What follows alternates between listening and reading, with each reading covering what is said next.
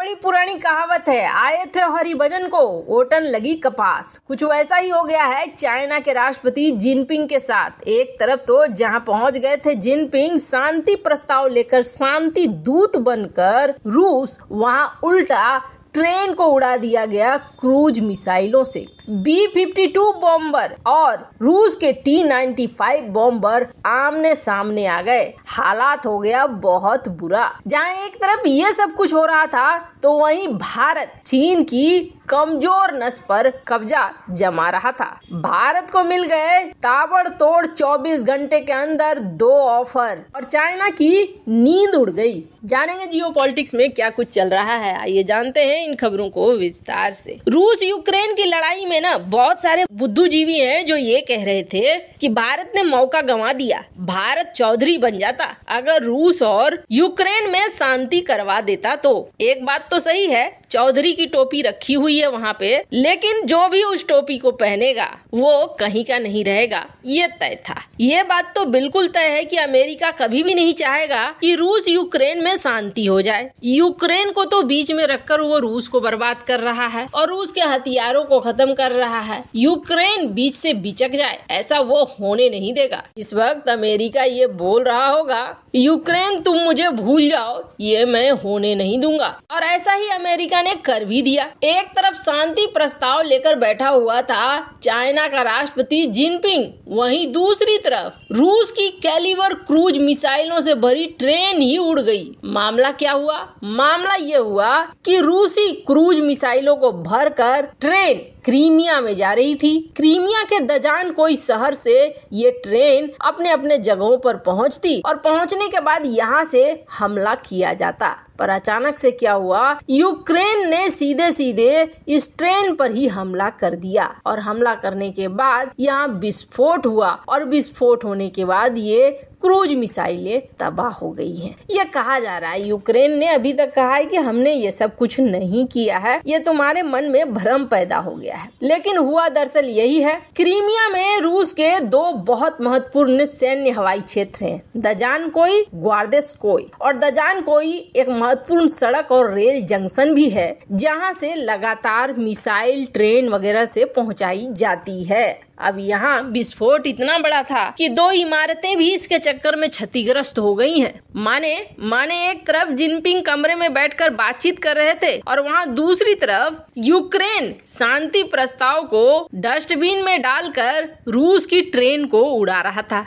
मतलब साफ है, यूक्रेन वही कर रहा है जो अमेरिका चाह रहा है। अब दूसरी तरफ अमेरिका ने एक रिपोर्ट जारी कर दी और अमेरिका ने बोला, यूक्रेन जरा इस रिपोर्ट को देख लो, तब जाकर चाइना के शांति प्रस्ताव को देखना। अब इस रिपोर्ट में क्या था तो आपको बता दें, इस रिपोर्ट में ये खुलासा किया गया कि तुम जो सोच रहे हो कि चाइना इस लड़ाई में सपोर्ट नहीं कर रहा है रूस का, तो तुम बहुत बड़े वाले हो। दरअसल चाइना ने हथियारों का अंबार लगा दिया है रूस में और ये तुम्हारे यूक्रेन के लोगों पर फोड़े जा रहे हैं। चाइना ने भेजे हैं गोले बारूद। अमेरिका ने ये कंफर्म कर दिया कि चाइनीज गोले बारूद का इस्तेमाल किया गया है यूक्रेन में रूसी फोर्स के द्वारा। अब बात होती है कि ये कंफर्मेशन अभी करने का क्या मतलब हुआ। ये कंफर्मेशन अमेरिका ने इसलिए अभी किया ताकि यूक्रेन तुम दिमाग खोल लो, तुम्हें उसकी तरफ नहीं जाना है, तुम्हें हमारी बात सुननी है। चाइना हथियार दे रहा है रूस को और इसी वजह से तुम्हारे ऊपर गोले बारूद बरस रहे हैं। तो चाइना को तुम अपना दोस्त मत समझना। अगर चाइना ने बोला सीज फायर कर दो तो सीज फायर मत करना। अगर सीज फायर करोगे तो फिर रूस को मिल जाएगा मौका और वक्त और इस मौके का फायदा उठाएगा रूस, जिसके बाद तुम पर और भी तगड़ी वाली वार करेगा। और इसी को समझबूझकर यूक्रेन ने दाग दिया क्रूज मिसाइलों पर अपने मिसाइल। मतलब समझ में आया कि यहाँ शांति की संभावना नहीं है, तब तक नहीं है जब तक अमेरिका नहीं चाहता है। ऐसे में भारत पहली 1-2 बात में ही समझ गया था कि यहाँ पर शांति तभी होगी जब अमेरिका चाहेगा कि ये युद्ध खत्म हो जाए या जब रूस चाहेगा कि ये युद्ध हम बंद कर दें। अब अगर चाइना रूस को ये कहता है कि युद्ध बंद कर दो और चाइना की बात मान लेता है रूस, रूस तो भले ये युद्ध खत्म हो जाएगा, बाकी शर्तों के आधार पर यूक्रेन युद्ध को बंद नहीं करने वाला है, ये चीज साफ दिख रही है। खैर, जहाँ एक तरफ रूस यूक्रेन में ये सारी कहानी चल रही है, तो वहीं दूसरी तरफ जब पुतिन से मिलने के लिए जिनपिंग पहुंचे थे तो अमेरिकी B-52 बॉम्बर्स के बारे में कहा जाता है कि ये भी रूसी बॉर्डर के आसपास मंडरा रहे थे और इसके मंडराने के बाद रूस ने भी भेज दिया था अपने Tu-95 strategic missile career bombers को। दोनों ने बोला हम रेगुलर पेट्रोल कर रहे हैं, हम किसी के लिए कुछ भी नहीं प्रॉब्लम खड़ा कर रहे हैं। हालांकि इसका मतलब यही था कि तुम अगर लड़ने के लिए उतारू हो तो हम भी लड़ने के लिए उतारू हैं। खैर, जहां एक तरफ ये सब कुछ चल रहा है तो वहीं दूसरी तरफ भारत लगता है जैसे बाजी मारने में है। कहते हैं ना, मस्त राम मस्ती में आग लगे बस्ती में। रूस यूक्रेन को समझा समझा के भारत थक गया और बोला छोड़ो हटाओ यार, मटर पनीर पर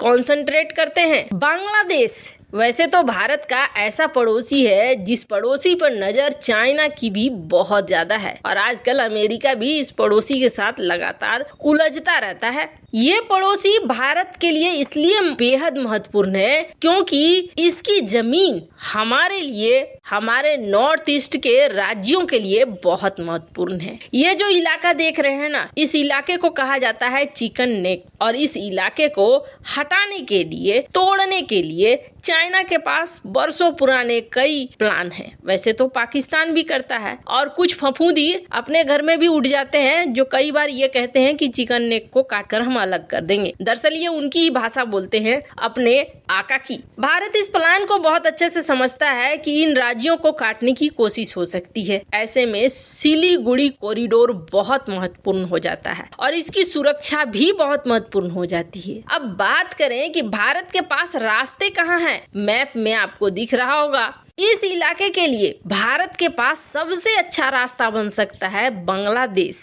और अब तो ऐसा है कि बांग्लादेश खुद आ गया है सामने और बांग्लादेश की पीएम ने भारत को दे दिया है ऑफर कि आप हमारे चितगांव और सेलहेट पोर्ट का इस्तेमाल कीजिए। स्क्रीन पर आप देख सकते हैं ये पोर्ट इस जगह पे है, यानी यहाँ पर जहाज पहुंच सकते हैं माल लेकर और यहाँ फिर सड़क के जरिए नॉर्थ ईस्ट तक बड़ी आसानी से पहुंचा जा सकता है। भारत के लिए ये बहुत अच्छा ऑफर है और सच मानिए इसके पीछे खुद चाइना पड़ा हुआ है। चाइना चाहता है चितगांव पोर्ट उसे मिले ताकि भारत के ऊपर वो बढ़त बना सके और भविष्य में भारत चितगांव पर किसी भी तरीके से अपने पैर न जमा सके। पर यह ऑफर भारत के लिए बहुत बड़ा अवसर लेकर आया है। वैसे आपको क्या लगता है, क्या भारत को यह ऑफर स्वीकार कर लेना चाहिए? कमेंट कर अपनी राय जरूर बताएं।